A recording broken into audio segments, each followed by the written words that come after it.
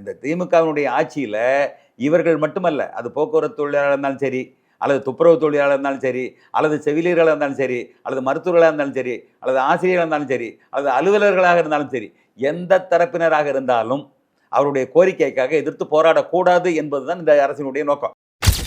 காசை பூரா இஷ்டம் போல செலவழிக்கக்கூடிய நிலையில செலவழிச்சிட்டு, உண்மையான ஏழை தொழிலாளர்களுக்கு, கஷ்டப்படுகின்ற தொழிலாளருக்கு அவங்களுடைய உரிமையை கோரி கேட்டால் நிதி இல்ல, நிதி ஆதாரம் இல்லை என்று கையை விரிக்கிறது. இப்படிப்பட்ட தீய சக்தி திமுக தான் என்று விஜய் என்பது மிகப்பெரிய கண்டனத்தை தெரிவித்தார். ஆனால் அப்படிப்பட்ட நிலையில் இன்றைக்கு எடப்பாடி அவர்கள் நாங்கள் படிப்படியாக மது கடைகளை மூடுவோம் என்கின்ற வாக்குறுதியை கொடுத்திருக்காரு. ஆனால் அவர்களை முழுசா மூடும்னு சொன்னவங்க 5 வருஷத்துல ஒரு துளி கூட செய்யல.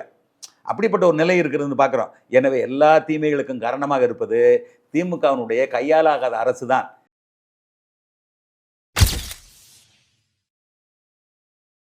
காவல்துறையானது அங்க புதருக்குள்ள போய் லைட் போட முடியுமா, லைட் பிடிக்க முடியுமாங்கிறாரு. எப்படிப்பட்ட மோசம் பாருங்க. அதே போல எனக்கு இந்த இடத்துல ஒரு காவலர்கள் குறித்து ஒரு விஷயம் முன்வைக்கணும்னு சொல்லிட்டு யோசிச்சுட்டு இருக்கேன். என்ன அப்படின்னா, இந்த சமீப காலமாக இந்த லாக்அப் டெத், அதாவது இந்த கஸ்டடி விசாரணை நடக்கும் பொழுதே தாக்குதல் நடத்தி இறப்புகள் அதிகமாயிட்டு இருக்கு இல்லையா? அதை பத்தி என்ன நினைக்கிறீங்க? இந்த இதை வச்சு என்ன செய்ய, உடலை வைத்துக் கொண்டு அரசியல் பண்ணாதீர்கள் என்று பாதிக்கப்பட்ட நபர்களுக்கு தான் நீதிமன்றம் என்ன செய்கிறது, அறிவுரை சொல்கிறது அல்லது கண்டிக்கிறது. ஆனால் இந்த அரசை, இந்த காவல்துறை ஏன் கண்டிக்கல? குற்றச்சாட்டுக்கு ஆளான காவலர்களை அவர்கள் அந்த அந்த இறந்தவன் வாக்குமூலம் கொடுத்தும் கூட நீங்க என்ன செய்யல, அந்த காவலர்களை கைது செய்யாமட்டது ஏன்? எல்லா இடங்களிலும் பல இடங்களிலும் இந்த இந்த சித்திரவதை, காவல்துறையினுடைய எல்லை மீறிய அந்த அதிகாரம் என்பது பழி வாங்குகிறார்கள். இது மோசமான நிலை. எனவே இப்படிப்பட்ட அவலம் ஒழியணும்னா இந்த ஆட்சி முடிவு பெறணும். அதில் எந்த மாற்று கருத்தும் கிடையாது. அது நிச்சயமாக இந்த ஆட்சிக்கு முடிவு வெட்டப்படும். எடப்பாடியார் மீண்டும் என்ன செய்வாங்க, ஆட்சிக்கு வருவாங்க. ஓரளவுக்கு நல்ல நிலை திரும்ப.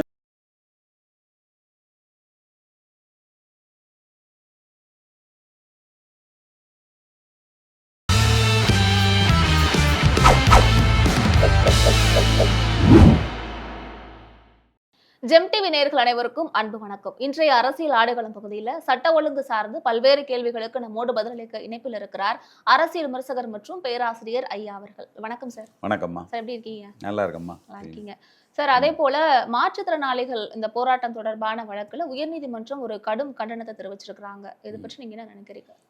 அதாவதுமா, மாற்றுத்திறனாளிகள் மட்டுமில்லை, துப்புரவு பணியாளர்களுடைய போராட்டம் என்பது தொடர்கதையாக இருந்தது.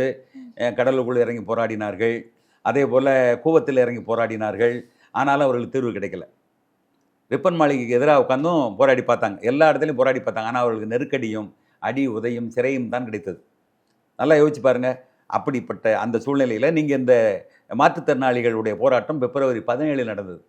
நடக்கின்ற பொழுது சேப்பாக்கம் மைதானத்தில் பகுதியில் நடக்கின்ற பொழுது அவர்களை அப்புறப்படுத்தி எங்கே செஞ்சாங்க, வேறு ராஜத்தனம் அந்த அரங்கது பகுதிக்கு போங்கன்னு சொல்லி விரட்டி விட்டாங்க. அங்கே போன பின்னால் இரவு 8 மணிக்கு மேலே அவங்கள அள்ளி கொண்டு போய் திருமங்கலம் கல்யாண மண்டபத்தில் வச்சுருந்து விதவிதமான இடத்துக்கு அவங்கள நகர்த்தி படாதபடுத்தி சித்திரப்படுத்தினாங்க. அவங்க கையை முறுக்கிறது, அவங்கள ரொம்ப கொடுமைக்கு உள்ளாக்குறது மாதிரி இவ்வளவுக்கும் அவங்க மாற்றுத்திறனாளிகள். அப்படி அந்த மாற்றுத்திறனாளிகளுடைய அந்த கொடுமையான நிகழ்வுகளை எல்லாம் இன்றைக்கு நீதிமன்றம் கண்டனம் தெரிவித்திருக்கிறது. இப்படி எப்படி இப்படியெல்லாம் நடந்துக்கிட்டீங்க நீங்கள்? அவர்கள் தங்களுடைய கோரிக்கைக்காக அமைதியான முறையில் போராடிக்கிட்டு இருந்தவங்க, அவங்கள போய் நீங்கள் இந்த மாதிரியெல்லாம் அலக்கழித்ததோடு மட்டும் இல்லாமல் அவர்கள் என்ன செய்யுங்க, மிகப்பெரிய துன்புறத்திற்கு ஆளாகி இருக்கிறீர்களே, சரிதானா என்று மிகப்பெரிய கண்டனத்தை நீதிமன்றம் தெரிவிச்சிருக்கிறது. அதனால் இந்த திமுகவினுடைய ஆட்சியில் இவர்கள் மட்டுமல்ல, அது போக்குவரத்து தொழிலாளர் இருந்தாலும் சரி, அல்லது துப்புரவு தொழிலாளர் இருந்தாலும் சரி, அல்லது செவிலியர்களாக இருந்தாலும் சரி, அல்லது மருத்துவர்களாக இருந்தாலும் சரி, அல்லது ஆசிரியர்களாக இருந்தாலும் சரி, அல்லது அலுவலர்களாக இருந்தாலும் சரி, எந்த தரப்பினராக இருந்தாலும் அவருடைய கோரிக்கைக்காக எதிர்த்து போராடக்கூடாது என்பதுதான் இந்த அரசினுடைய நோக்கம். நல்லா யோசிச்சு பாருங்க. அவங்க போராடினது சாதாரணமாக போராடலை. நீங்கள் 21 தேர்தலில் கொடுத்த வாக்குறுதியை நிறைவேற்றும்படி தான் நாங்கள் கேட்கிறோமே ஒழிய, நாங்களாக என்ன செய்யலை, இதை நாங்கள் கேள்வி கேட்கல. எங்களுக்கு இதை செஞ்சு கொடுங்கன்னு சொல்லி நாங்கள் கேட்கல. நாங்கள் உங்களுக்கு செய்கிறோம்னு சொல்லி நீங்கள் வாக்குறுதி கொடுத்தீங்க. நீங்கள் கொடுத்த வாக்குறுதியை நிறைவேற்றுங்கன்னு தான் நாங்கள் சொல்கிறோமே ஒழிய, நீங்கள் என்ன செய்றீங்க, எங்களை எதிராக நீங்கள் செயல்படுறீங்க, நிதி இல்லைன்றீங்க. ஆனால் தேவையில்லாததுக்கெல்லாம் நிதி செலவழிங்க. கார் ரேஸ் விட்டுறீங்க, செலவு பண்ணு சொல்கிறீங்க. எங்கே பார்த்தாலும் உங்களுடைய கலைஞர் கருணாநிதியுடைய பெயரை எல்லாத்துக்கும் சூட்டிக்கிட்டு இருக்கீங்க. ஒரு ஒரு ஒரு அறிவார்ந்த நிலையில் ஒரு நூலம் கட்டினாங்கன்னா ஒரு இடத்துக்கு என்ன செய்யலாம், கலைஞர் பேரை வைக்கலாம். ஆனால் ஜல்லிக்கட்டுக்கும் கலைஞர் கருணாநிதிக்கு என்ன தொடர்பு இருக்கிறது? ஜல்லிக்கட்டு அரங்கம் கட்டுவதற்கு, அந்த மைதானத்தை கட்டுவதற்கு அவருடைய பேரை வைக்கிறாங்களே. அப்ப இந்த அரசினுடைய நோக்கம் என்னவாக இருக்கிறது? காசை பூரா இஷ்டம் போல செலவழிக்கக்கூடிய நிலையில செலவழிச்சிட்டு, உண்மையான ஏழை தொழிலாளர்களுக்கு, கஷ்டப்படுகின்ற தொழிலாளருக்கு அவங்களுடைய உரிமையை கோரி கேட்டால் நிதி இல்ல, நிதி ஆதாரம் இல்லை என்று கையை விரிக்கிறது. இப்படிப்பட்ட தீய சக்தி திமுக தான் என்று விஜய் என்பது மிகப்பெரிய கண்டனத்தை தெரிவித்தார். இன்னைக்கு நீதிமன்றமும் இப்படிப்பட்ட செயல்பாட்டுக்கு கண்டனம் தெரிவிக்கிறது என்று சொன்னால் இது ஒன்றும் ஆச்சரியமான விஷயம் இல்லை. அதே போல அண்ணா யூனிவர்சிட்டி அந்த மாணவி பாலியல் புகார், அதாவது போன வருஷத்துல தான் நடந்தது. அதனுடைய தடம் கூட நம்மளுக்கு இன்னும் மாறல. அதுக்குள்ள ஒரு பேராசிரியர் ஒரு மாணவிக்கு 2 வருடங்களாக தொல்லை கொடுத்துட்டு இருக்கிற மாதிரியான விஷயங்கள் நேற்று வெளியானது. இதுக்கு ஒரு தொடர்கதையாகிட்டே இருக்கு, ஒரு எண்ணே இல்லையா? அது இல்லம்மா, இதனுடைய வேற பார்க்காம இந்த திமுக அரசு என்ன செய்யுதுன்னு கேட்டீங்கன்னா, மேலோட்டமாக தன் ஆட்சிக்கு கெட்டவர் வரக்கூடாதுங்கிறதுக்காக வேண்டி அந்த ஞானேஸ்வரன் என்ன செய்யாங்க, விரைவாக கைது செய்தார்கள், விசாரிச்சாங்க, உடனே தண்டனை கொடுத்துட்டாங்க. ஏன்னா தீவிர விசாரணைக்கு உட்படுத்தியாச்சுன்னா எத்தனை சார்கள் இருக்காங்க, யாரா இருக்காங்கன்னு கண்டுபிடிச்சிருவாங்க. அப்ப ஆளும் தரப்பினர்கள் அவங்க மாட்டிக்கிற கூடாது என்பதற்காக மிக வேகமாக அவசரமாக நினைச்சுங்க அள்ளித்தளித்த கோலம் போல என்ன செய்தாங்க, அந்த தண்டனை வாங்கி கொடுத்தாங்க. நாங்க தண்டனை வாங்கி கொடுத்துறோம் பார்த்துட்டீங்களா என்று நெஞ்ச நிமித்தினாங்க இந்த அரசு. ஆனால் மறுநாளே என்ன செய்கிறாங்க, பல்வேறு இடங்கள்ல இப்படிப்பட்ட பாலியல் குற்றச்சாட்டுகள் தொடர்கதையாக இன்னைக்கு அதை உறுதிப்படுத்துகின்ற வகையில் தான் இன்றைக்கு அண்ணா பல்கலைக்கழகத்தில் மறுபடியும் ஒரு பேராசிரியரே பல ஆண்டுகளாக, கடந்த 3 ஆண்டுகளாக படிக்கக்கூடிய மாணவிகள் எல்லாம் இன்னைக்கு நாங்கள் குற்றச்சாட்டை பதிவு செய்திருக்கிறார்கள். ஒரு பெண் வெளியே கண்ணீர் கம்பளையுமாக சொல்லுகின்ற அந்த குற்றச்சாட்டை தொடர்ந்து வேற பெண் பிள்ளைகள் என்ன செய்யறாங்க, குற்றச்சாட்டை தொடர்ந்து சொல்கிறார்கள். அப்படி என்றால் இந்த அண்ணா பல்கலைக்கழகம் என்பது அது குறிப்பிட்ட இடத்துல நடக்குது என்பதா சொல்லக்கூடாது, பல இடங்களில் நடந்து கொண்டிருக்கிறது இந்த ஆட்சியில். அதுக்கு என்ன காரணம்? போதைப் பொருளும் கட்டுப்பாடு இல்லாத அரசு அதிகாரிகளும் காவல்துறையும் தான் காரணம். என்னை பொறுத்தளவில் இங்கே போதைப் பொருள் மிக அபரிமிதமாக நடமாடுகிறது. பள்ளி குழந்தைகளிடமிருந்து சகலருக்கும் இந்த போதைப் பொருள் கிடைக்கிறது. இது ஒரு காரணம். அதனால தான் குற்றச் செயல்களும் பாலியல் வன்முறைகளும் தமிழகம் முழுக்க நிறைஞ்சு நடந்துக்கிட்டு இருக்கு. அதே போல் மது கடை ஒழிப்பம் என்று சொல்லி கருப்பு கொடியை கட்டிக்கிட்டு என்ன செஞ்சாங்க, பெரிய போராட்டம் பண்ணிக்கிட்டு இருந்தாங்க.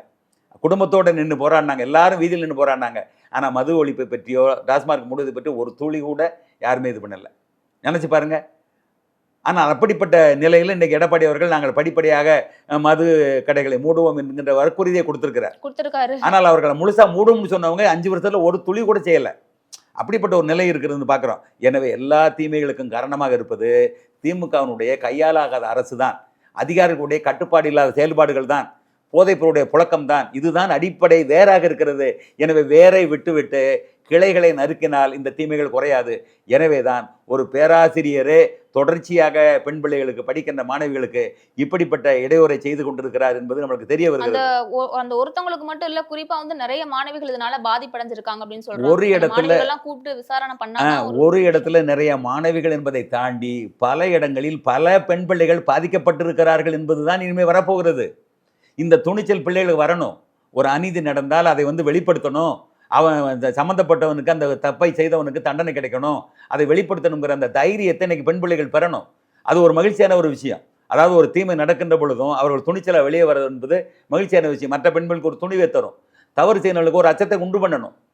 அப்போ அரசு அச்சத்தை ஊட்டணும், இல்லைன்னா சட்டத்திட்டங்கள் அந்த அச்சத்தை ஊட்டணும், இல்லை அதிகாரங்கள் காவல்துறைகள் அச்சத்தை ஊட்டணும். இது எதுவுமே அவர்களுக்கு அச்சம் ஊட்டவில்லை என்று சொன்னால் பாதிக்கப்பட்டவர்களையாவது என்ன செய்யணும், வெளிப்பட்டு அச்சத்தை ஊட்டணும். உங்களுக்கு தெரியும், இதே அண்ணா யூனிவர்சிட்டியுடைய அந்த பாலியல் பலாத்காரத்துக்கு ஆட்பட்ட அந்த பெண் பிள்ளை பாதிக்கப்பட்ட பொழுது அவளுடைய அந்த குற்றப்பத்திரிகை அறிக்கையை வெளியே விட்டாங்க. அவங்களுடைய தொலைபேசி எண் முதற்கொண்டு பேரு முகவரி அத்தனையும் வெளிவிட்டாங்க. இந்த அதிகார சூழல் அப்போ நிர்வாக குறைபாடு, அது கிளர்க்கல் மிஸ்டேக் என்பது போல சொல்வதை போல அது அந்த இது நடந்துவிடுச்சு என்பது போல காட்டி சமானம் சொன்னாங்க. எனவே இப்படிப்பட்ட இந்த மிகப்பெரிய சீர்கேடுகள் தான் இன்றைக்கு மிகப்பெரிய அவலமாக இருக்கிறது. திமுக ஆட்சியினுடைய அந்த முடிவுக்கு காரணமாக இருப்பது இந்த போதைப் பொருளும் பாலியல் குற்றச்சாட்டுகளும் பல்வேறு வகையான கொலை குற்றச்சாட்டுகளும் தான் காரணமாக இருக்க போகிறது. அதில் மாற்று கருத்து இல்லை. கூட ஒரு தூத்துக்குடி மாவட்டத்தில் இயற்கை விபாதை கழிப்பதற்காக வெளியே போன மாணவிய துண்டு துண்டா இது பண்ணி அந்த மாதிரியான விஷயங்கள் நம்மளால பார்க்க முடிஞ்சிச்சு இல்லை சார்? அதில் ஒரு கேவலமான ஒரு விஷயம் என்னன்னா, எஸ்வி சேகர் இவர் போய் இந்த திமுக அரசு ஸ்டாலின்கிட்ட போய் என்ன கேட்டார் தெரியுமா? எங்கள் அப்பா பேரை இந்த சாலைக்கு வைங்கன்னார். காலம் முழுக்க எதிராக திராவிட கட்சிக்கு எதிராக அரசியல் செய்து கொண்டிருந்த எஸ்வி சேகர் திடீர்னு போய் அவரோட ஐக்கியமாகி இந்த கோரிக்கை வச்ச உடனே பேர் வச்சாங்க. அவர் தான் சொல்கிறாரு, காவல்துறையானது அங்கே வந்து புதருக்குள்ளே போய் லைட்டு போட முடியுமா, லைட்டு பிடிக்க முடியுமாங்கிறார். எப்படிப்பட்ட மோசம் பாருங்கள்.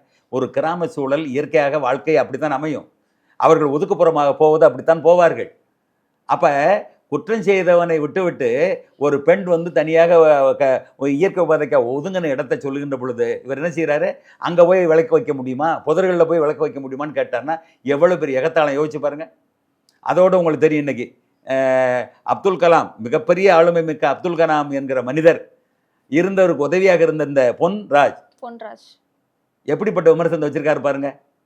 நேரடியாக விஜய் போய் இன்னைக்கு வழக்கு பதிவுபடியாக குற்றச்சாட்டு புகார் கொடுக்கும்படியா நிலைக்கு ஆளாகப்பட்டிருக்கிறாரு. எவ்வளவு கொச்சைத்தனமாக பேசுகிறாரு.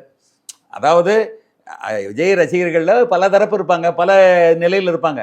அதில் ஒரு பெண் பிள்ளை கொஞ்சம் உணர்ச்சி வசப்பட்டு ஒரு வித்தியாசமாக பேசுகிறேன்னு சொன்னால் அந்த ஒரு பெண் பிள்ளையினுடைய குறைபாடாக பார்க்காமல் ஒட்டுமொத்தமாக அந்த பெண் ரசிகைகளை பூரா, அந்த பெண் பிள்ளைகளை பூராமே அசிங்கப்படுத்துகிற மாதிரி விபச்சாரி என்று சொல்வது போல ஒரு விமர்சிப்பது என்பது எவ்வளோ மோசமான நிலைமை. இதெல்லாம் பார்த்துக்கிட்டு அண்ணா கூட்டணி கட்சியில் இருக்கிற சண்முகம் கடிச்சிருக்கிறார், இப்படியெல்லாம் பேசக்கூடாதுன்னு சொல்லியிருக்கிறாரு. அப்போ இந்த அரசு என்ன செய்கிறது யோசிச்சு பாருங்க. ஏன்னா அவர் அதுக்கு ஊதுகுழலாக இருந்தார், திமுகவுடைய ஆதரவாளராக இருந்து கருத்து தெரிவித்தார். வந்து வேற விதமான விமர்சனம் வச்சிருந்தாரு. அதான் நயன்தாரா எனக்கு வேணும்னா நயன்தாரா வந்து முதலமைச்சர் வந்து இது பண்ணுவார் அப்படின்ற மாதிரி. அதுவுமே ஒரு தவறான விஷயம் தானே. பெண்களை ஒரு ப்ராடக்ட் மையமா பார்க்குற மாதிரி தானே இருக்கு. இல்லை அது அதாவதுமா இன்னைக்கு உலகம் முழுவதும் பெண்கள் என்பது இரண்டாம் தர குடிமக்களாகத்தான் ஆண்களால் பார்க்கப்படுகிற நிலை இருக்கிறது, உலகம் முழுக்க இருக்கிறது. ஆனால் நம்முடைய மண்ணில், அதுவும் தமிழ் மண்ணில் பெண்களை மதிக்கக்கூடிய அந்த மண் என்பது மற்ற இடத்துல வேறுபட்ட நிலை. அப்படிப்பட்ட நம்முடைய பண்பாடு கலாச்சாரம் 2000 ஆண்டுகளாக தொடர்ச்சியாக இருக்கக்கூடிய விஷயம். அப்படிப்பட்ட சூழ்நிலையில் இந்த மாதிரியான கூற்றுக்கள் என்பது மிக மோசமானது. அதாவது பொது வெளியில் பேசுவது என்பது மோசமானது. அதுதான் அதை கண்டிக்கப்பட வேண்டும். அப்படி பேசியிருக்க கூடாது. அதை அதற்கு அவர் வருத்தம் தெரிவிக்கணும். அது மட்டும் இல்லை, நான் மன்னிப்பு கேட்க மாட்டேன், நான் திரும்ப பெற மாட்டேன்னு சொல்கிறது அதை விட ஆணவமான போக்கு. எனவே இதை சட்டப்படி நடவடிக்கை எடுத்து அவர் தண்டிக்கப்பட வேண்டும் என்பது அந்த தரப்பினர் மட்டும் இல்லை, நடுநிலையாளர் அத்தனை பேருக்கும் அதுதான் விருப்பம். அதே போல எனக்கு இந்த இடத்துல ஒரு காவலர்கள் குறித்து ஒரு விஷயம் முன்வைக்கணும்னு சொல்லிட்டு யோசிச்சுட்டு இருக்கேன். என்ன அப்படின்னா, இந்த சமீப காலமாக இந்த லாக்அப் டெத், அதாவது இந்த கஸ்டடி விசாரணை நடக்கும் பொழுதே தாக்குதல் நடத்தி இறப்புகள் அதிகமாயிட்டு இருக்கு இல்லையா, அதை பத்தி என்ன நினைக்கிறீங்க? இது இன்றைக்கு நடக்கலை, ஏறத்தாழ அண்ணா ஆட்சி காலத்திலேயே ஒரு இந்த மரணம் நடந்து உங்களுக்கு தெரியும். இப்போ இரட்டை கொலை, தாப்பனுமானும் பெனிக்ஸு அவங்களுடைய கொலைக்கு பின்னால் மிகப்பெரிய மக்கள் எழுச்சி போராட்டம் நடந்து அந்த காவலர்கள்லாம் இன்றைக்கு தண்டிக்கப்பட்டிருக்கிறார்கள். குற்றச்சாட்டுக்கு ஆளாகி அவருடைய குற்றம் நிரூபிக்கப்பட்டிருக்கிறது நாம் பார்க்குறோம். அன்றைக்கு வந்து எடப்பாடி என்ன செஞ்சார், அதை சிபிஐ விசாரணைக்கு விட்டார். முழுக்க சிபிஐ விட்டதுனால இன்றைக்கி நேர்மையான முறையில் விசாரணை செய்து அத்தனை பேரும் குற்றச்சாட்டுக்கு ஆளாக இன்றைக்கி தண்டனை பெற்றிருக்கிறார்கள். அது பாராட்டுக்குரிய விஷயம். அந்த நிகழ்வு என்பது எவ்வளோ, அதுக்கு பிறகு எதுவுமே நடக்காமல் பார்த்து கொண்டு இருக்க வேண்டும். ஆனால் இன்றைக்கி திமுக ஆட்சியில் அது தொடர்கதையாக தொடர்கிறது. என்ன நடக்குது, இப்போ சமீபத்தில் மானாமரியில் ஆகாஷ் என்கிற ஒரு இளைஞரை இந்த மாதிரி வந்து காவலர்கள் தாக்கி கொண்டிருக்கிறார்கள். கொலை செய்தது போல் நடந்திருக்கிறது. அவன் கடைசி நேரத்தில் தெரிஞ்சிட்டாங்க, வாக்குமூலம் கொடுத்துருக்கிறான். அந்த வாக்குமூலம் கொடுத்ததன் மூலமாகத்தான் இவர்கள் திட்டமிட்டு அவர்களை கொலை செய்திருக்கிறார்கள் என்பது தெரிய வந்தது. அப்போ உறவினர்களும் சமூகத்தினர் நினைச்சாங்க, கடுமையாக போராட்டம் பண்ணுறாங்க, இதை விடக்கூடாது என்பது போராட்டம் பண்ணுறாங்க. ஆனால் என்ன செய்கிறாங்க, இவங்க உங்கள் கோரிக்கை ஏற்றுக்கிட்டோம், நாங்கள் வந்து சிசிடிவி ஃபுட்டேஜை வந்து அழியாமல் பார்த்துக்குறோம், உங்களுடைய வந்து இந்த உடற்கூறு ஆய்வையும் நாங்கள் வந்து என்ன செய்கிறோம், நாங்கள் காணொலியாக பதிவு செய்கிறோம், அதனால் நீங்கள் கைவிட்டுருங்க என்று கெஞ்சுகிறார்கள். அவருடைய கோரிக்கை என்ன, குற்றச்சாட்டுக்கு ஆளாகின்ற குற்றவாளிகளை கைது செய்யணும். காவலர்களை ஒருவரும் கைது செய்யாமல் நீங்கள் வந்து இடம் மாற்றினாலும் சரியாகுமா? வியப்பாக இருக்கிறது. ஒரு குற்றச்செயலில் ஈடுபட்டவர்களை இந்த இடத்திலிருந்து இன்னொரு இடத்துக்கு மாற்றி விட்டாலோ அல்லது சஸ்பெண்ட் செய்து விட்டாலோ அது வந்து தீர்வாகி விடாது, கைது செய்யப்பட வேண்டும். இதுதான் அவர்களுடையது. தண்டனை அடுத்து முதல்ல குறைஞ்சபட்சம் கைது செய்யணும். அப்போ இவ்வளவு காலம் என்ன செய்கிறது, அந்த உடலை பெற்றுக்கொள்ளல உறவினர்கள். இன்றைக்கு நீதிமன்றத்துக்கு வழக்கு சென்றிருக்கிறது. நீதிபதி கேட்கிறார், உங்களுடைய கோரிக்கை நிறைவேற்றி இருக்கிறது அரசு, உங்களுடைய கோரிக்கை நிறைவேற்றி சமாதான முறையில் எல்லாமே செய்திருக்கிறார்கள், உங்களுக்கு எந்த விதமான இது இல்லாமல், அப்புறம் நீங்கள் உடலை வாங்க மறுக்கிறீர்கள் என்று அவர் எதிர்கேள்வி கேட்கிறார். ஆனால் அவருடைய கோரிக்கை என்ன, குற்றச்சாட்டுக்கு ஆளான காவலர்கள் கைது செய்யப்பட வேண்டும். அது இதுவரைக்கும் நடக்கலையே. அப்போ நீங்கள் இடத்த மாற்றிருக்கிறீங்க, அந்த காவலர்களை மாற்றியிருக்கிறீங்க, அல்லது வந்து இது போதுங்கிற அளவில் நீங்கள் முடிவெடுத்திருக்கிறீங்க. அவர்களுடைய ஒரே நோக்கம், குற்றச்சாட்டுக்கு ஆளான இந்த கொலை பாதகத்தை செய்த காவலர்கள் என்ன செய்யணும், கைது செய்யப்பட வேண்டும், தண்டனைக்கு உள்ளாக வேண்டும். இதுதான் அவங்க கோரிக்கை. ஆனால் இவங்க சொல்கிறது என்னது, நாங்கள் சிசிடிவி ஃபுட்டேஜை பாதுகாப்பாக வச்சுருக்கிறோம், உடற்கூறு ஆய்வை வந்து நாங்கள் வந்து சரியாக பண்ணி பதிவு செய்து வச்சுருக்கிறோம், வேறு மற்றபடி அவர்களுக்கு கூடிய நிவாரணங்கள் எல்லாம் நாங்கள் என்ன செய்கிறோம், எல்லாமே தயாராக இருக்கிறோம் என்று இதை மட்டும் அரசு சொல்லி நீதிமன்றத்தை சமாதானப்படுத்துகிறது. நீதிமன்றம் அந்த சமானத்தை ஏற்றுக்கொண்டு நீங்கள் வந்து இறந்தவருடைய அந்த உடலுக்கு உரிய மரியாதையை செய்ய வேண்டும். அதை இன்னும் நீங்கள் என்ன செய்யக்கூடாது, காத்து வச்சிருக்க கூடாது, இந்த இதை வச்சு என்ன செய்ய உடலை வைத்துக்கொண்டு அரசியல் பண்ணாதீர்கள் என்று பாதிக்கப்பட்ட நபர்களுக்கு தான் நீதிமன்றம் என்ன செய்கிறது, அறிவுரை சொல்கிறது அல்லது கண்டிக்கிறது. ஆனால் இந்த அரசை, இந்த காவல்துறை ஏன் கண்டிக்கல? குற்றச்சாட்டுக்கு ஆளான காவலர்களை அவர்கள் அந்த அந்த இறந்தவன் வந்து வாக்குமூலம் கொடுத்தும் கூட நீங்க என்ன செய்யல, அந்த காவலர்களை கைது செய்யாம விட்டது ஏன்? கைது செய்ய தவறியது ஏன்? இதுவரைக்கும் ஏன் கைது செய்யல? இந்த காவல்துறை வந்து கேள்வியை நீதிமன்றம் கேட்டிருக்கணுமா இல்லையா? எனவே இதுதான் அந்த அஜித்தினுடைய மரணம் கூட இன்னைக்கு அந்த அம்மா என்ன நிகிதாவே ஏதோ ஒரு அம்மா நிக்கிதா தான். அவங்க வந்து குற்றச்சாட்டு பண்ணி வழக்கு பதிவு செஞ்சு இன்னைக்கு இல்ல இல்லைன்னா அப்படிங்கிற அதை வந்து இது பண்ணிட்டாங்க, ஒண்ணுமில்லன்னு ஆக்கிட்டாங்க. அப்ப அவங்க வாபஸ் வாங்குற அளவுக்கு ஏதோ ஒரு ஆயிப்போச்சு. நிவாரணம் கூட கொடுத்தாங்க 5 இல்லை, லட்சம் ரூபாவே என்னமோ. ஆனா எவ்வளவு அது பெரிய எப்படி எவ்வளவு பெரிய நெருக்கடிகளை ஒரு ஒரு இளைஞனை வந்து கொன்றுவிட்டு சர்வ சாதாரணமாக வழக்கை இழுத்து மூடி இருக்கிறார்கள் என்று சொன்னால் எவ்வளவு பெரிய மோசமான விஷயம். அன்னைக்கு வந்து ஒருவன் வந்து அந்த காணொளியில வந்து அந்த அடிக்கிற சித்திரவதை செய்யக்கூடிய காட்சி எடுக்கலன்னா இன்னைக்கு வந்து முழுவதும் மூடி மறைச்சிருப்பாங்க. கண்டிப்பா. இதுதான் நடந்துகிட்டு இருக்கு. அப்ப தொடர்ச்சியா இங்க ஒன்று அங்க ஒன்று கிடையாது. எல்லா இடங்களிலும் பல இடங்களிலும் இந்த இந்த சித்திரவதை, காவல்துறையினுடைய எல்லை மீறிய அந்த அதிகாரம் என்பது பழி வாங்குகிறார்கள். அதுவும் தென்பகுதியில் வந்து ஒரு ஒரு ஒரு உழைக்கும் வர்க்கத்தை அப்பாவி மக்கள் என்ன செய்றாங்க, திட்டமிட்டு சாதிய வன்மத்தோடு இந்த காவலர்களுடைய செயல்பாடு தொடர்ச்சியாக செய்து கொண்டிருக்கிறார்கள். நாங்குநேரியில கூட விசாரணை நடந்தது. நாங்கள் எல்லா இடங்களிலும் தொடர்ச்சியாக நடந்துகிட்டு இருக்கு அப்பாவி மக்களை. அப்ப இந்த அரசு வந்து வேடிக்கை பார்த்து கொண்டிருக்கிறது அல்லது வந்து அவர்களுக்கு சமாதானம் சொல்லி கொண்டிருக்கிறது.